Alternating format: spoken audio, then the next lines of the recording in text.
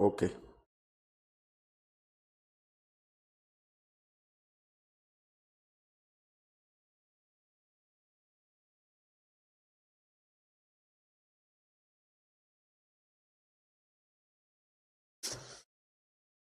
Good morning बच्चों। सर्द भरी इस सुबह सुबह में आपको सुप्रभात। कैसे हो आप सभी लोग, बताइए भैया। हम्म। चलिए शुरू करें।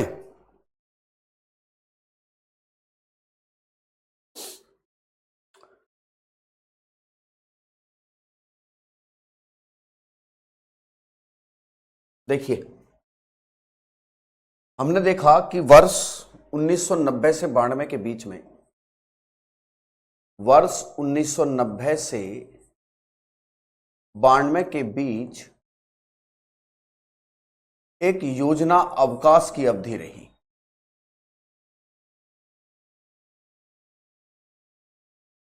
क्या रहा?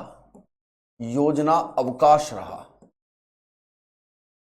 और जब योजना अवकाश रहा है तो मैंने बताया था कि यही वो समय था जब आर्थिक सुधार लागू किए गए थे। ये बात हम पिछली क्लास में कर चुके थे कि इसी समय में आर्थिक सुधार लागू हुए। हम आपको एक चीज बता दें, एक व्यवस्था है जिसे कर कहते हैं। अगर आप जानते हो तो कर क्या होते हैं? कर जो होते हैं, कुछ कर केंद्र लगाता है, कुछ कर राज्य लगाता है, और करों का होता है बंटवारा। भाई कुछ टैक्स ऐसे होते हैं जिन्हें केंद्र लगाता है, कुछ कर होते हैं जो स्टेट के टैक्स होते हैं, कुछ कर राज्य लगाता है। तो होता यह है कि ये जो कर हैं भैया, तो इन करों का बंटवारा करना होता है, इनका बंटवारा करना होता है, बंटवारा करना होता है। और मैं आपकी जानकारी के लिए बता दूं, इनके बंटवारे के लिए वित्त आयोग के गठन का प्रावधान है। इन्हीं के लिए वित्त आयोग के गठन का प्रावधान है, जो संविधान के अनुच्छेद 280 में जिसका जिक्र है। और वर्तमान में जो वित्त आयोग है जो काम कर रहा है, उसके अध्यक्ष अरविंद पनगड़िया हैं। अरविंद पनगड़िया इसके अध्यक्ष हैं। मेरी बात को आप ध्यान से समझ लीजिए।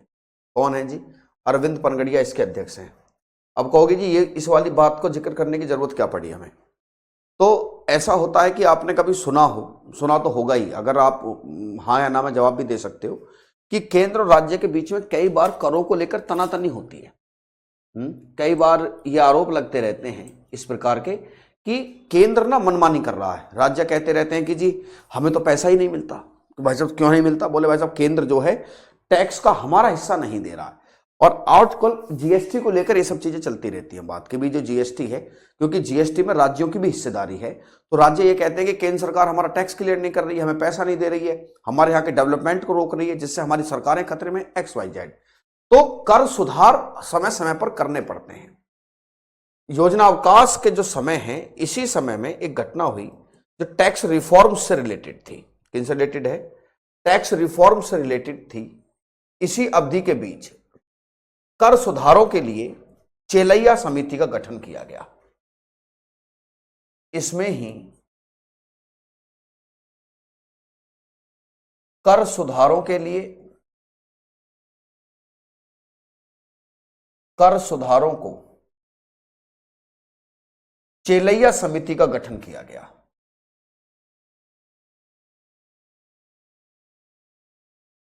चेलैया समिति का गठन किया गया। तो यह सवाल बड़ा इंपॉर्टेंट बन जाता है कि यह बताइए चेलैया समिति का संबंध किससे है? तो चेलैया समिति का संबंध कर सुधार से है, जिन्हें टैक्स रिफॉर्म्स कहते हैं। क्या बोलते हैं? Tax reforms. हालांकि टैक्स जो है आपका एक सेपरेट टॉपिक भी है, करों के बारे में आप अलग से ही पढ़ोगे। क्यों भैया?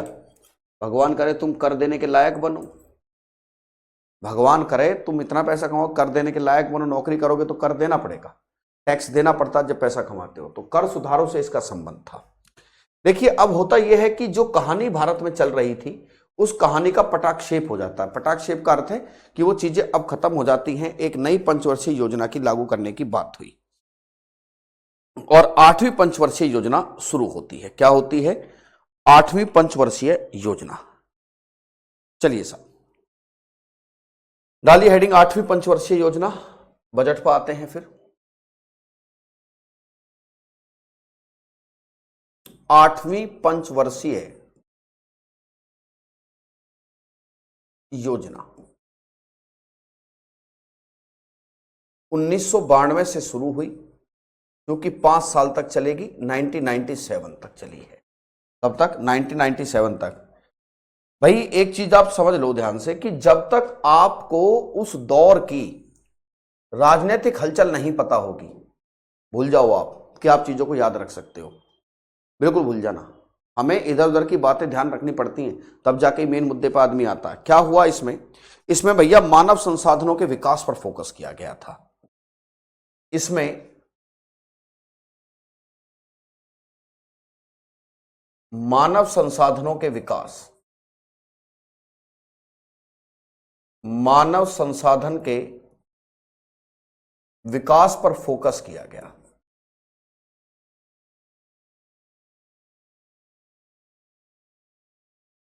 मानव संसाधन के विकास पर फोकस किया गया। सवाल यह आता है कि मानव संसाधन क्या होता है? देखिए मानव और मानव संसाधन में अंतर है। मानव तो मानव मात्र है, कोई भी व्यक्ति है वो मानव ही है। मानव संसाधन का अर्थ है, मानव संसाधन का अर्थ होता है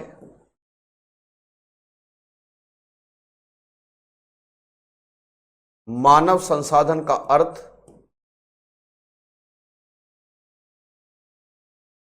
एक कुशल,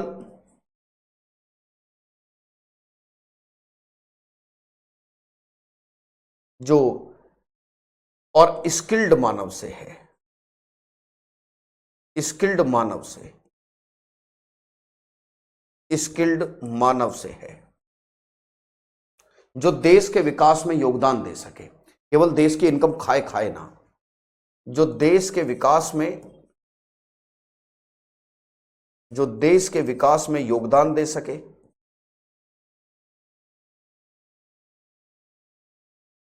देश के विकास में योगदान दे सके।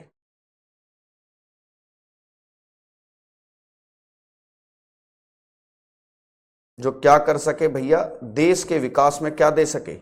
योगदान दे सके, उसे मानव संसाधन कहते हैं। समझ गए भाई? अंतर होता है, मानव और मानव संसाधन में अंतर है। तो मानव संसाधन वही व्यक्ति कहलाएगा जो देश के विकास में कोई योगदान दे। अब कोई व्यक्ति ऐसा है कि वो देश के संसाधनों को केवल खा जा रहा है, तो वो मानव संसाधन नहीं माना जाएगा भैया। वो मानव संसाधन कैसे हो जाएगा?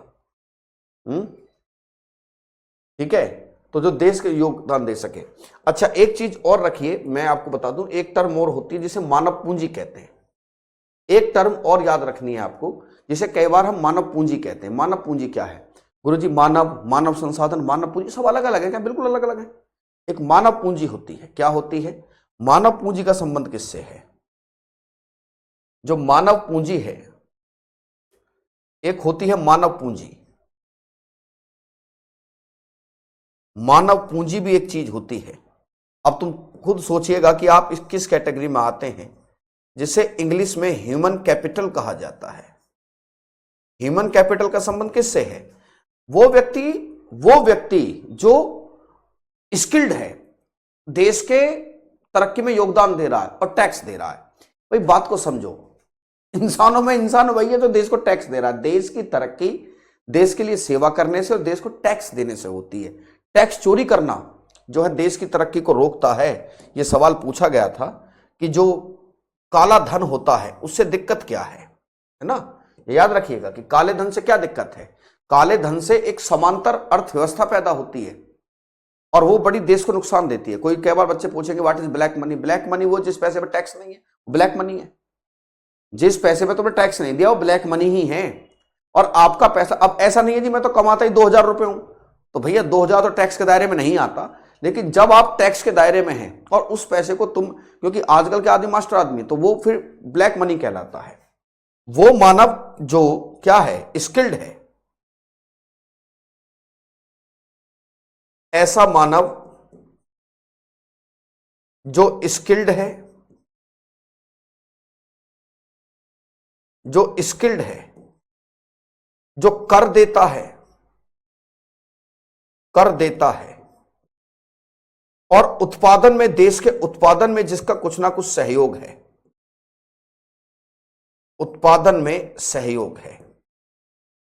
आपकी जानकारी के लिए मैं एक बात बता दूं, चीन और भारत में सबसे बड़ा अंतर यही है, आबादी समस्या नहीं होती है कभी भी। आबादी से क्या दिक्कत है? अगर आबादी खा 1 रुपए रही है और पेमेंट जो कर दे रही है वो 4 रुपए का, तो खाए खूब, क्या दिक्कत है? लेकिन आबादी खा 4 रुपए का रही है, कर 1 रुपए का दे रही है, तो वो फिर भार बन जाता है। क्या बन जाता है? भार बन जाता है। तो इसमें मानव संसाधनों के विकास पर ध्यान दिया गया। मानव संसाधन अपने आप में एक बहुत बड़ी चीज होती है। मानव संसाधन से ही देश आगे बढ़ता है, मानव पूंजी से ही देश आगे बढ़ता है। अकेले मानव से देश आगे नहीं बढ़ता, फिर तो सरकार की जिम्मेदारी रह जाएगी कि तुम्हें पाले पोसे आगे बढ़ाए। और क्या होता है इसी में? अब देखो, संसाधन होगा तो उसे काम तो करना पड़ेगा। इसी में प्रधानमंत्री रोजगार योजना शुरू की गई।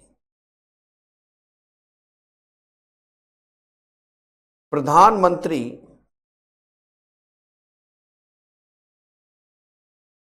रोजगार योजना प्रारंभ हुई और यह कोशिश की गई कि जो 15 से 35 वर्ष तक के बच्चे हैं, लोग हैं, 35 वर्ष के जो लोग हैं, वो पूर्ण साक्षर हो जाएं। क्या हो जाएं? वो पूर्ण साक्षर हो जाएं। पूर्ण साक्षर समझते हो कि, अच्छा मैं बताऊंगा साक्षरता की क्या परिभाषा है, कि लोग क्या हो जाएं? पूर्ण साक्षर हो जाएं।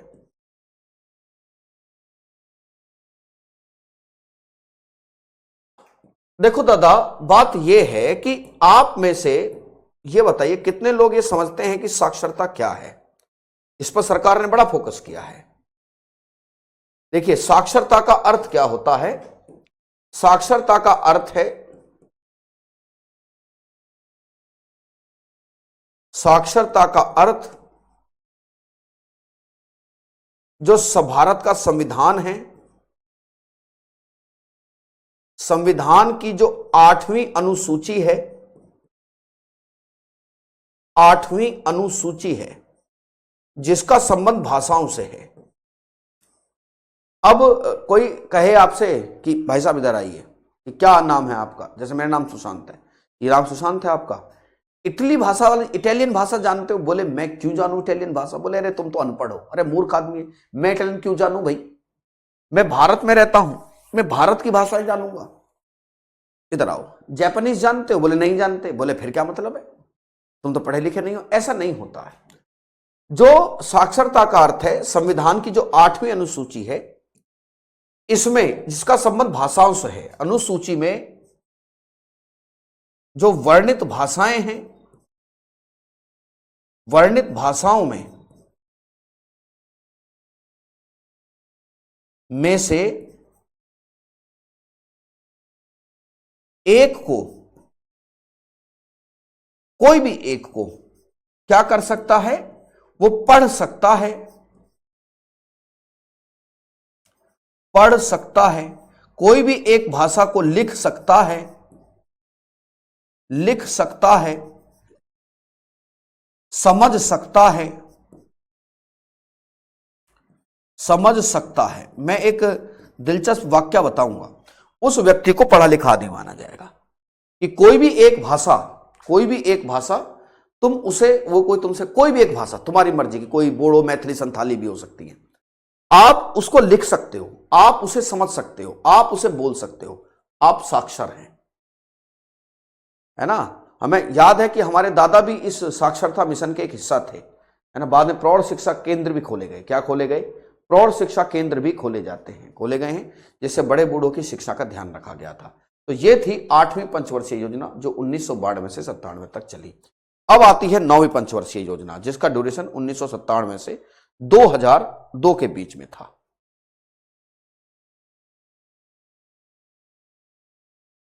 ठीक है, चलिए, 9वीं पंचवर्षीय योजना।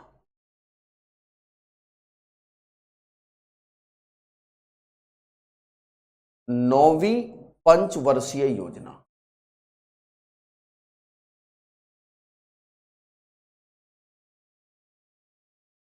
नाइनटीन 97 से 2002 तक चली। ठीक है, कोई बहुत ज्यादा खास बात नहीं। खास बात क्या है कि न्यायपूर्ण वितरण, इस पर फोकस किस पर किया गया था? न्यायपूर्ण वितरण होना चाहिए और समानता के साथ विकास।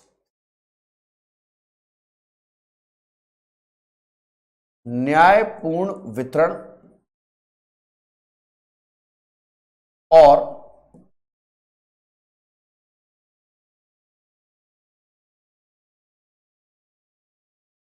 समानता के साथ न्याय, समानता के साथ न्याय होना चाहिए, यह इसका लक्ष्य था। इतनी बात याद रखिए इसके बारे में। ठीक है, इसके बारे में इतनी ही बातें याद रखो। अब आती है 10वीं पंचवर्षीय योजना। 10वीं पंचवर्षीय योजना, 10वीं पंचवर्षीय योजना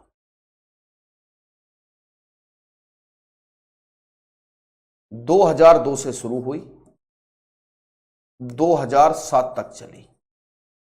आपको यह याद रखना है कि एक ऐसा समय भी अब आने वाला है ना, एक ऐसा समय भी आने वाला है कि जब बहुत तेजी से क्या होगा, एक मंदी आएगी, रिसेशन कहते हैं, और उसमें हमारा देश बच जाएगा। ठीक है, क्या था? देश में गरीबी और बेरोजगारी खत्म करना है, इसका उद्देश्य था।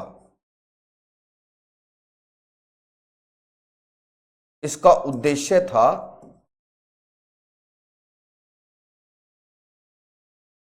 देश में गरीबी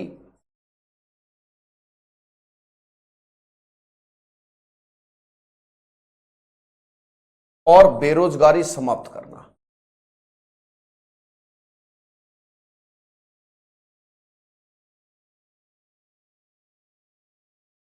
गरीबी और बेरोजगारी समाप्त करना,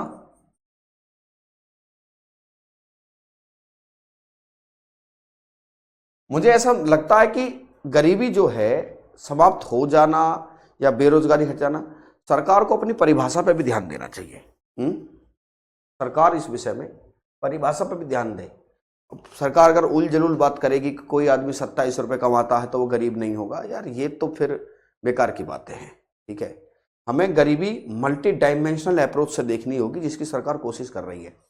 कि गरीबी केवल इतनी ही नहीं है कि तुम रोटी खा पा रहे हो, गरीबी इस हिसाब से भी मापी जाएगी कि क्या तुम भ्रष्टाचार के शिकार तो नहीं हो रहे हो। गरीबी इस लिहाज से भी नापी जाएगी, क्या तुम्हें साफ हवा मिल रही है। अब देख लो दिल्ली की क्या हालत है। हर साल AQI कोरोना शुरू हो जाता है। सवाल यह है कि क्या दिल्ली पहले नहीं थी? दिल्ली पहले भी थी। अब इतनी पॉल्यूशन क्यों होने लगी है? हम लोग केवल सरकार पे दोष देना जानते हैं। काश हम अपनी भी जिम्मेदारी को समझें इस विषय में। ठीक है, तो गरीबी और बेरोजगारी जो है समाप्त करना, और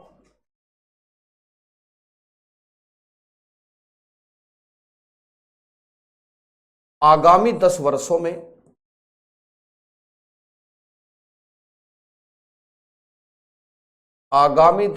में प्रति व्यक्ति आय दुगनी कर देना। कि हम आने वाले 10 सालों में प्रति व्यक्ति आय क्या कर देंगे? दुगनी कर देंगे। और तुम भले ही चाहे 10 साल तक रहो ना 10 साल तक तुम रहो ना, लेकिन तुम जो है क्या कर दोगे? प्रति व्यक्ति आय दुगनी कर दोगे। आय दुगनी करना लक्ष्य था। देखिए, डालिए 11वीं पंचवर्षीय योजना।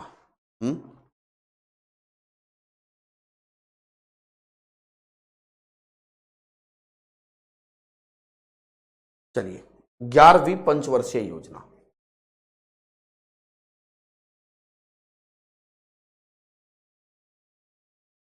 11वीं पंचवर्षीय योजना।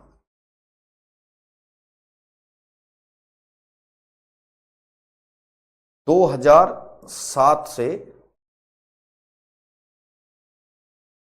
2012 तक। देखिए, इस पंचवर्षीय योजना को जरा ध्यान से पढ़िएगा।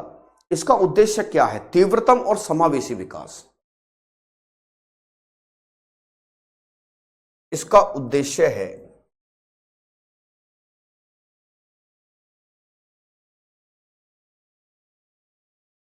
तीव्रतम और समावेशी विकास।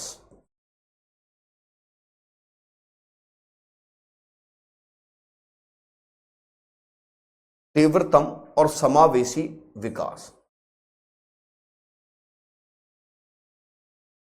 समावेशी होता है क्या? इंक्लूसिव डेवलपमेंट, समावेशी विकास। और इसी दौरान भारत की जो अर्थव्यवस्था की ग्रोथ रेट रही, इस बार जीडीपी की ग्रोथ 8.3% थी।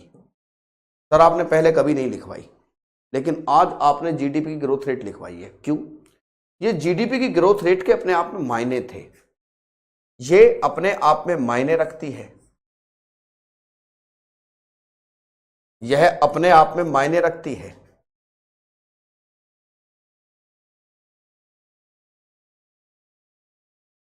क्या रखती है जी? अपने आप में मायने रखती है, क्योंकि इसी पंचवर्षीय योजना में पूरी दुनिया में मंदी आई, देश तबाह हो गए थे। क्योंकि मायने रखती है,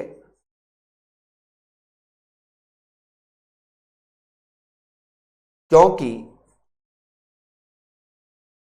इसी दौरान वैश्विक मंदी आई थी। क्या आई थी? इसी दौरान वैश्विक मंदी आई थी।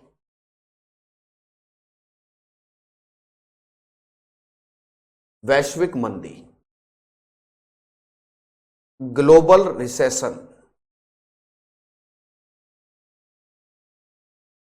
ग्लोबल रिसेशन, जो बच्चे नहीं जानते वो थोड़ा समझ लो मंदी क्या होती है, मंदी कैसे जन्म लेती है और मंदी में क्या दिक्कतें हैं, मंदी शब्द का क्या अर्थ होता है। मंदी शब्द का क्या अर्थ है वो देखिए। जब हम किसी भी स्थिति को मंदी कहते हैं कि भाई देखो मंदी आ चुकी है, तो ऐसे में समझ लो कि लोगों के पास पैसा नहीं है, डिमांड नहीं होती है। मंदी वह अवस्था होती है, सामान्यतः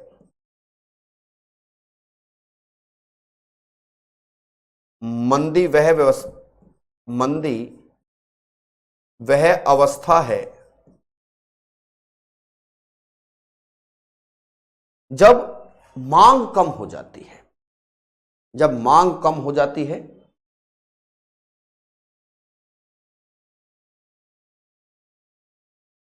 जब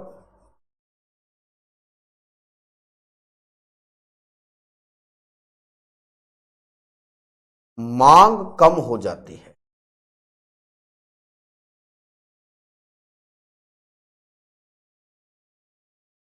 और उद्योग धंधे संकट में चले जाते हैं। भाई कोई भी फैक्ट्री है वो क्यों चीजें बनाएगी जब कोई खरीदने वाला ही नहीं है, और उद्योग धंधे संकट में चले जाते हैं।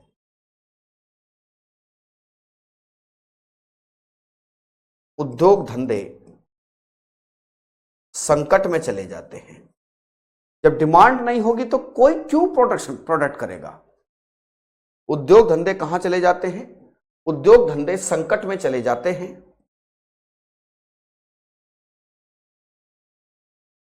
संकट में चले जाते हैं। और जब माल बिक नहीं रहा है, तो ये बताओ कि फिर तुम्हारा ये लोग फैक्ट्री वर्कर्स का क्या करेंगे। और उद्योग धंधों से छटनी पैदा होती है और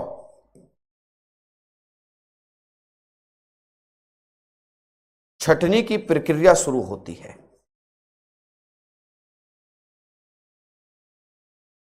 छंटनी की प्रक्रिया प्रारंभ हो जाती है,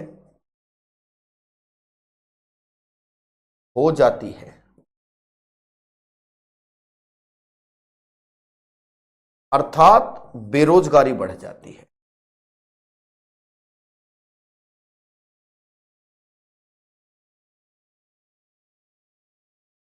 अर्थात बेरोजगारी बढ़ जाती है। उम्मीद करता हूं बात आपको समझ में आई होगी। भाई मंदी क्या है? मंदी जिसे रिसेशन भी कह देते हैं, और ये एक प्रकार की ऐसी स्थिति होती है जब डिमांड ही ना रहे। अब इसके बहुत सारे कारण होते हैं। एक कारण दूसरे को जन्म देता है, दूसरा तीसरे को जन्म देता है, तीसरा चौथे को। और 2008 में ये आई मंदी एक चक्रीय मंदी थी। पूरी दुनिया में कोई लोग अगर कहता हो कि भाई मंदी आ गई है, डिमांड नहीं रहा है, गरीबी ज्यादा हो गई है, बेरोजगारी, भैया ये साइक्लिक होती है ना। मंदी का यह प्रकार चक्रीय था और ये हमेशा आएगा, 2-4-5 साल में आता है। मंदी का जो यह प्रकार था मेरे प्यारे साथी चक्रीय है। ये साइक्लिक रिसेशन था। साइक्लिक रिसेशन किसे कहते हैं? कि आना ही होता है इस प्रकार की मंदी, आप रोक नहीं सकते।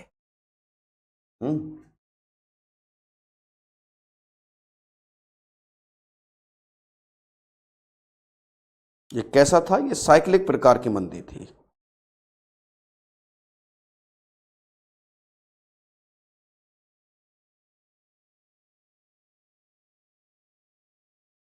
हाँ, होता यह कि मंदी कई बार काले धन की वजह से भी होती है। मैंने कहा इसके बहुत सारे कारण होते हैं।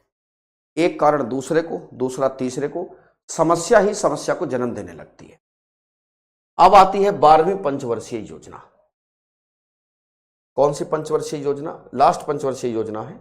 उसके बाद पंचवर्षीय योजना का खेल सरकार ने खत्म कर दिया। तो 9वीं देखी आपने और क्लियर कर लीजिए इसको, 10वीं देखी, 11वीं देखी, अब देखिए 12वीं पंचवर्षीय योजना। 12वीं पंचवर्षीय योजना,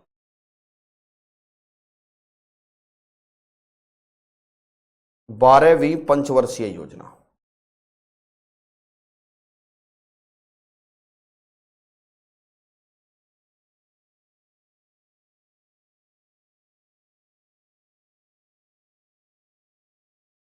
ठीक है, 12वीं पंचवर्षीय योजना 2012 से शुरू हुई, से 2017 तक। आपको पता है कि इसी दौरान कांग्रेस सरकार जो चली गई थी, सरकार आ गई थी बीजेपी की। क्या था उद्देश्य? इसका उद्देश्य था तीव्र, अधिक समावेशी और धारणीय विकास करना। अच्छा, एक पॉइंट में बताना भूल गया, आप इसको लिख सकते हैं, मैं यहां लिख दूं, कोई दिक्कत तो नहीं है, मैनेज कर लेना। यह अभी तक की सर्वाधिक सफल पंचवर्षीय योजना थी।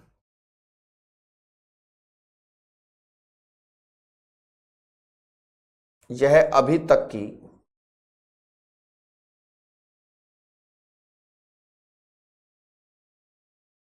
सर्वाधिक सफल पंचवर्षीय योजना थी।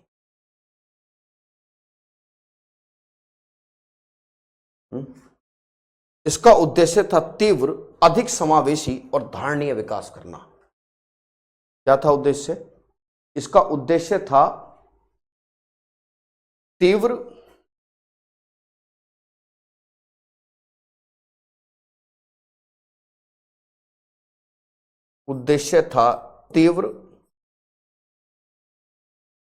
अधिक समावेशी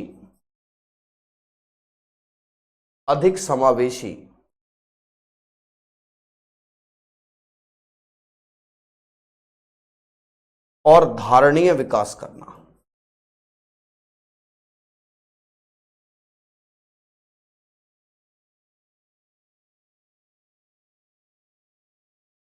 धारणीय विकास करना,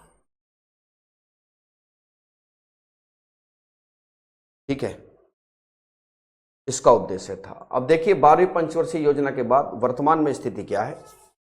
वर्तमान में पंचवर्षीय योजना का जो प्रोविजन है वो समाप्त हो गया है।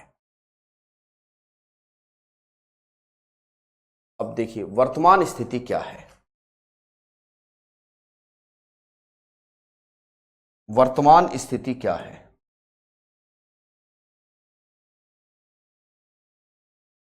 वर्तमान स्थिति क्या है?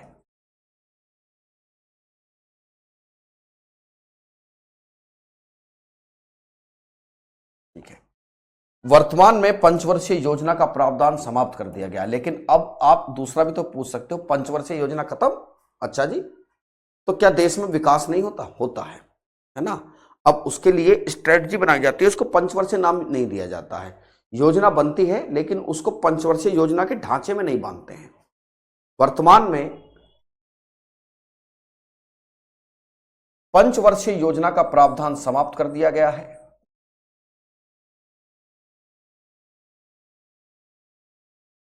पंचवर्षीय, अरे क्या गलत लिखा,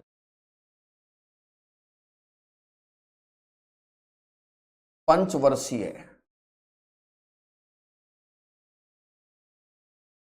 योजना का जो प्रावधान है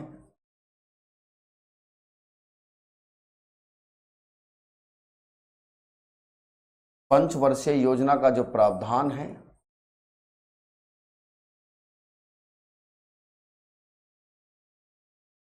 उसे समाप्त कर दिया गया है। अच्छा, पंचवर्षीय योजना से ही संबंधित था योजना आयोग। भाई योजना आयोग का मुख्य काम क्या है बताइए? वो पंचवर्षीय योजना के बारे में ही तो बात करता था। अब जब पंचवर्षीय योजना ही किसी प्रकार से नहीं रही है तो ऐसी स्थिति में योजना आयोग भी अब समाप्त हो गया है। तो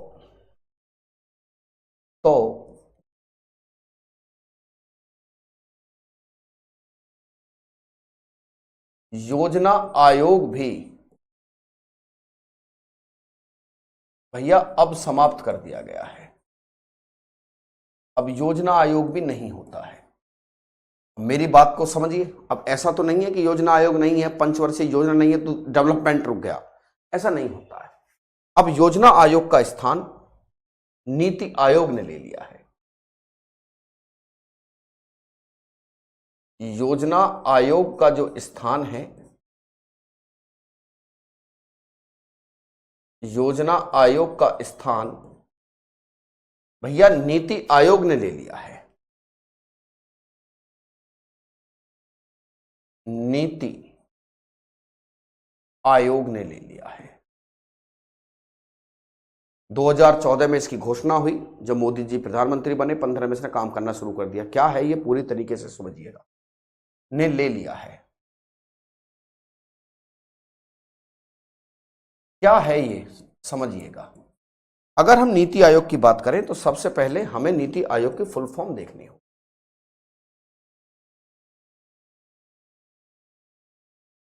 देखिए यहां नीति का संबंध पॉलिसी से नहीं है। कोई कहे जी ये तो वो नीति है कि अरे नीति बनाओ, नहीं, यहां नीति है national institute for transforming India. ये क्या है जी? National institute for transforming India.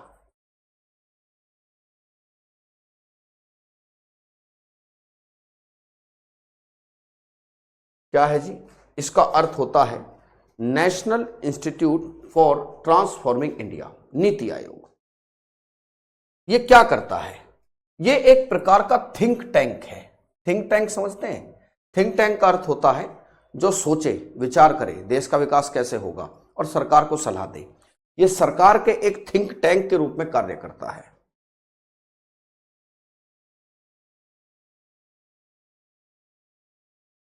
यह सरकार के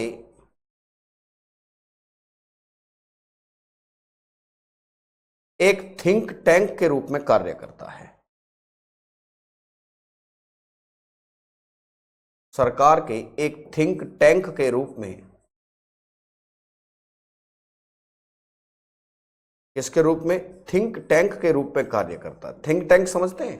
जिसका काम है दिमाग लगाना कि देश का डेवलपमेंट कैसे होगा। एक प्रकार से अगर इसे और साधारण भाषा में समझे, एक और साधारण भाषा में इसको समझे, तो हम ये समझ सकते हैं कि जो नीति आयोग है, जो हम जिसे हम थिंक टैंक कह रहे हैं, ये सरकार को सलाह देता है।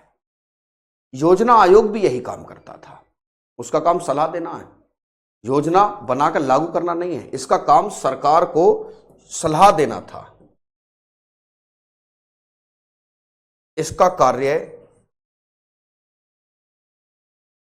सरकार को सलाह देना है। सरकार को क्या देना है? सलाह देना। अब सवाल यह उठता है कि सर, योजना आयोग के तो पदेन अध्यक्ष प्रधानमंत्री होते थे, है ना?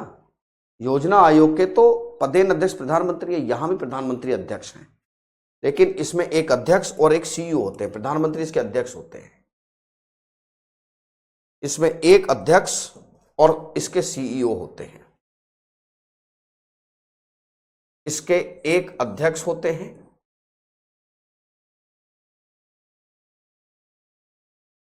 और एक होते हैं सीईओ, और एक सीईओ होते हैं। एक सीईओ होते हैं। वर्तमान में जो योजना आयोग है, योजना आयोग के सीईओ हैं BVR सुब्रमण्यम। वर्तमान में इसके सीईओ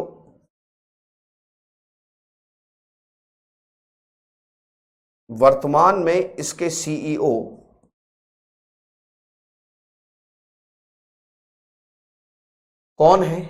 BVR सुब्रमण्यम है।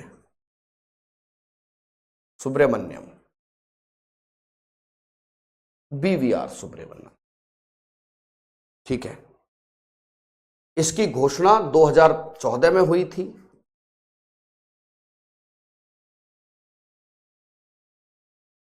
इसकी जो घोषणा है वो 2014 में हुई और इसकी स्थापना 2015 में की गई। 2015 में की गई। ये आपका टॉपिक आपका बिल्कुल पूरी तरीके से पूरा हो जाता है। अब हमारा टॉपिक है बजट। क्या है? बजट। हेडिंग डालिए, बजट। नाम बदलने के पीछे होता क्या है कि आप सभी जानते हैं राजनीतिक चीजें होती हैं, काम तो वही है। भाई इलाहाबाद का नाम प्रयागराज रखने से जनता थोड़ी बदल गई मोहल्ले बदल गए, सड़कें बदल गई, ठीक है ना? तो मोहल्ला बदलना, सड़कें बदली, और लेकिन बस वही है, मामला कुछ राजनीतिक हो जाता है। क्या हो जाता है? मामला हो जाता है राजनीतिक। चलिए साहब, हेडिंग डालिए, भारत में, ठीक है, बजट। हेडिंग डाल लीजिए, बजट।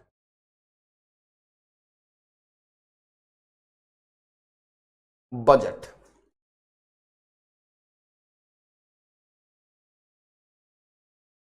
भारत में बजट।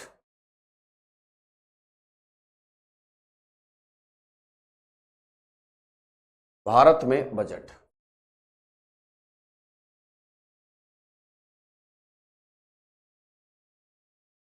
Budget in India.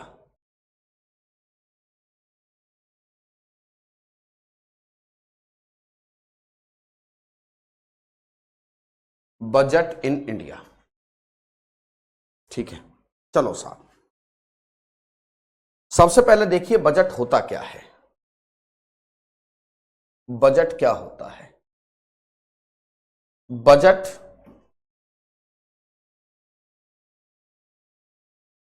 एक वर्ष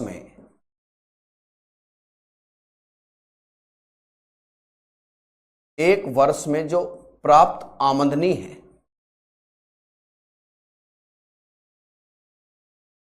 आमदनी और खर्चे का ब्यौरा है,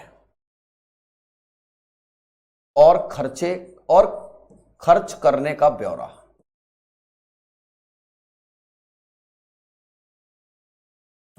और बजट शब्द को तुम सरकार से क्यों जोड़ते हो? ठीक है, बजट आप सरकार से, हर आदमी बजट बनाता है। अब मेरी सैलरी आ जाएगी तो मुझे नहीं पता कि मुझे किसको क्या पैसे देने हैं, कहाँ मुझे खर्चा करना है, मुझे किसको कितना पैसा देना, वही बजट है, खर्च करने का ब्यौरा है।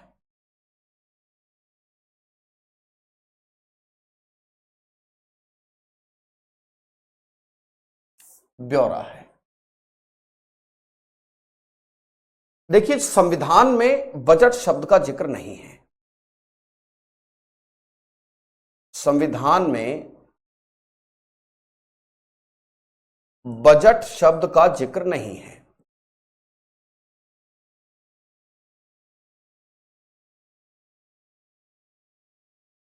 बजट शब्द का,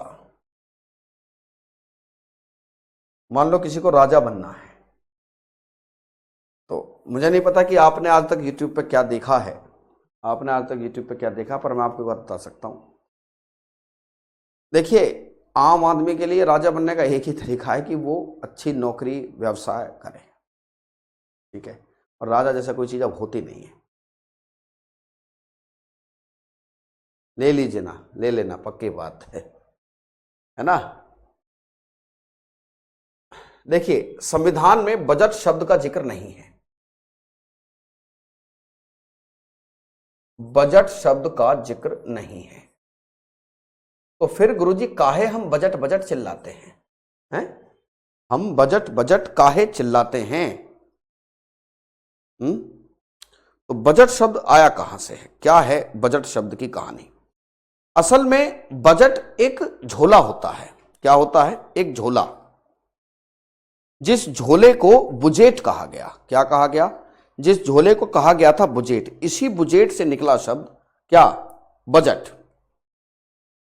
देखो, यह शब्द आया कहां से, बजट शब्द कहां से आया कि बजट आया है? कहा जाता है कि ब्रिटेन के पहले प्रधानमंत्री, जिनका नाम रॉबर्ट वालपोल था, इस शब्द की उत्पत्ति कहां से हुई है? इस शब्द की उत्पत्ति कहां से होती है? ब्रिटिश प्रधानमंत्री,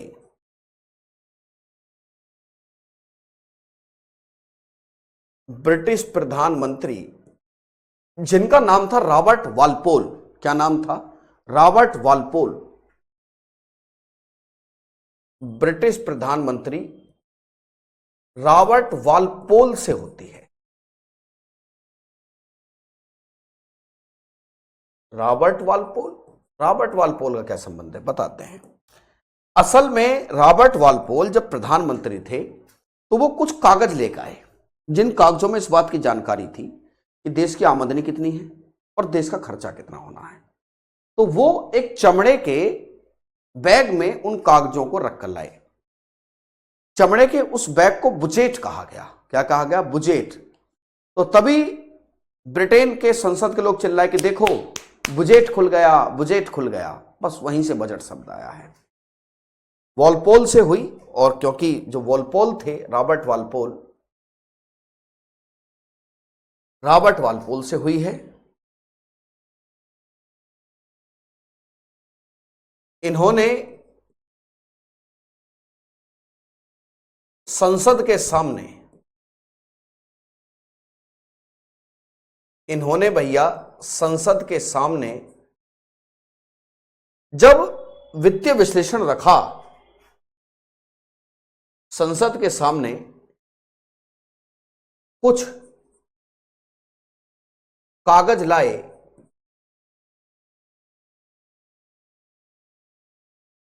जो किस में रखे थे? जो कि एक चमड़े के थैले में रखे थे, जो कि चमड़े के थैले में रखे थे।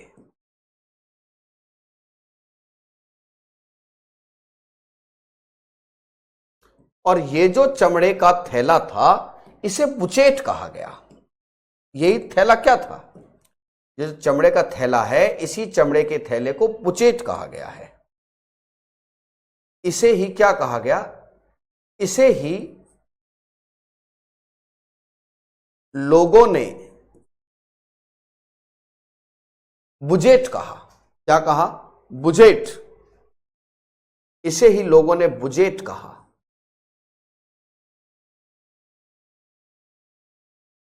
और ये जो बुजेट है, यही शब्द बिगड़ गया बाद में, और बाद में आया कि बजट आ गया, बजट आ गया। यही बिगड़कर बजट बना। यही शब्द, यह ही शब्द बाद में बजट बना। क्या बना? बाद में बजट बना। यहां तक बात समझ आई है ना? लोगों ने कहा कि देखो बुजेट खुल गया, बुजेट खुल गया। तो बुजेट एक चमड़े का थैला था, चमड़े का थैला था जिसे लोगों ने बुजेट कहा। बुजेट से शब्द बन गया कि देखो बजट आया है। तो संविधान में वैसे बजट कोई शब्द होता नहीं है। तो देखिए, अब जब संविधान में बजट शब्द का जिक्र नहीं है तो संविधान में किसका जिक्र है? सवाल यह भी बनता है कि जब इसका जिक्र नहीं है तो संविधान में वार्षिक वित्तीय विवरण का जिक्र है, एनुअल फाइनेंशियल रिपोर्ट।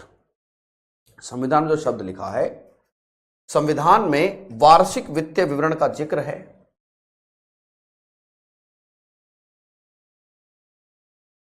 संविधान में वार्षिक वित्तीय विवरण, वार्षिक वित्तीय विवरण का जिक्र है। वार्षिक वित्तीय विवरण का जिक्र है।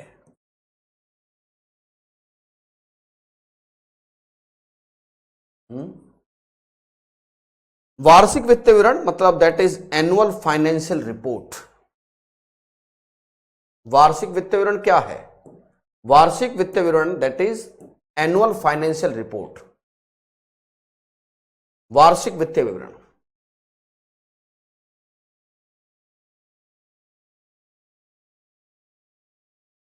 वार्षिक वित्तीय विवरण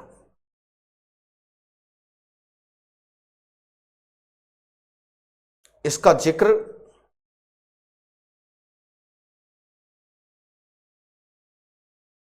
संविधान के अनुच्छेद 112 में है। तो हमारे यहां वार्षिक वित्तीय विवरण है ना, और उसी वार्षिक वित्तीय विवरण को लोग बजट कह देते हैं। वैसे संविधान में बजट कोई शब्द नहीं है। इसका जिक्र संविधान के अनुच्छेद 112 में है।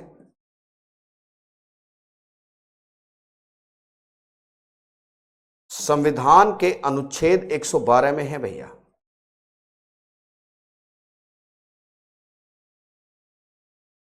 एक 112 में है।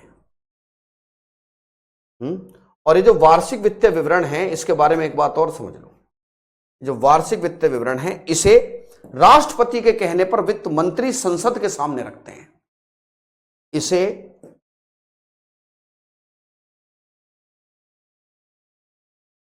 इसे राष्ट्रपति के कहने पर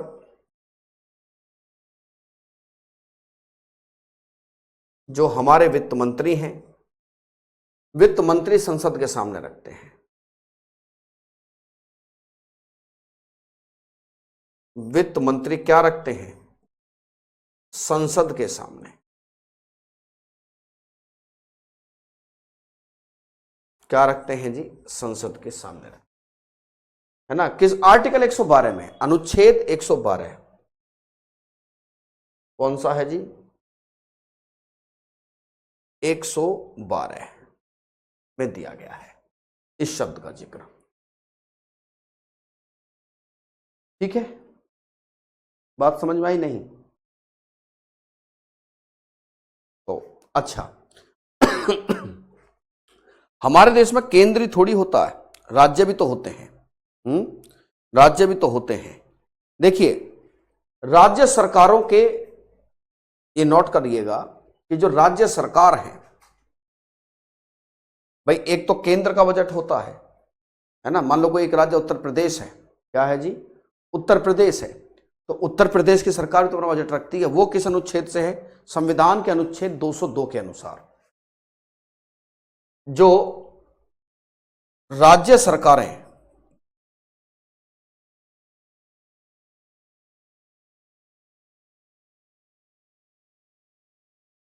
राज्य सरकारें अपना बजट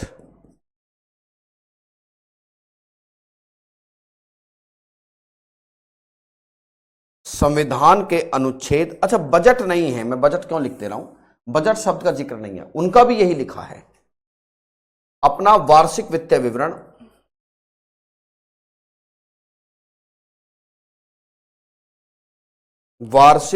विवरण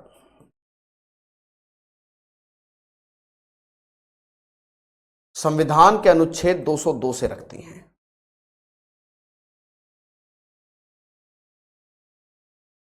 संविधान के अनुच्छेद 202 से रखती हैं।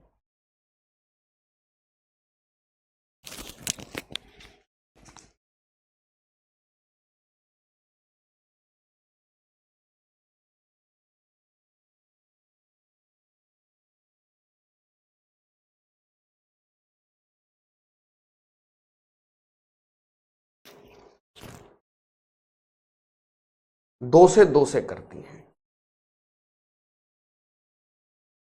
और वर्तमान वित्त मंत्री कौन है? निर्मला सीतारमण। वर्तमान में वित्त मंत्री कौन है?